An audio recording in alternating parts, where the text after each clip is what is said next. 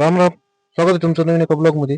आपण काय आलो होतो बोरसरीला ताईच्या घरी. मग काय म्हणलं, जरा चहा नाश्ता वगैरे करा. जेवण करायचा खूप आग्रह करत होते. मग म्हणलं उशीर होते आणि आपल्याला परत जायचं होतं. मग काय खूप दिवसांनी लागली होती टीव्हीवर लागली होती सिरियल वगैरे बघितली. मग काय तिथून निघालो. वाटत होतो काय असं कुठलं होतं टायर. भाऊ सोबत काय लईच वाईट झालं होतं. वाटत होता रस्त्यामध्ये निलंगा हायवेवर. मग म्हणलं भाऊच्या कडकडनं गाडी काढली. थोडीशी ट्रॅफिक पण झाली होती. पुन्हा ट्रॅफिक वगैरे क्लिअर झाल्यावर निघून आलो. रात्रीचे वाजले होते 10-11. मग काय रस्त्यानं वाहन नव्हतं. मग काय लावलं रिपीट, म्हणलं खनखन खनखन आता काय उदगीरवरून जावं. 10-20 किलोमीटर लांब पडलं तर पडलं.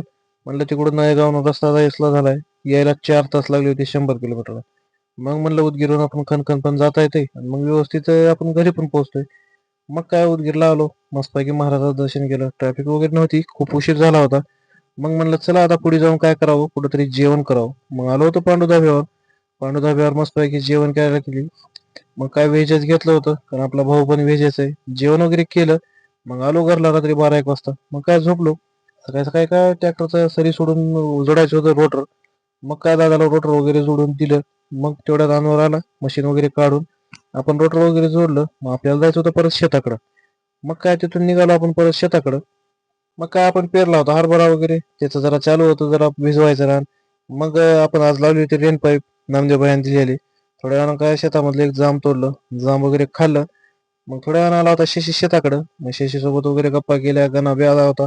मग आपल्याला जायचं होतं स्कूटी घेऊन जरा चाकूरला. तिला टाकायची होती जरा रिपेअरला. मग काय स्कूटी काय अशी जाणार नव्हती. मग तिला भरली गाडीत आणि आणली चाकूरला.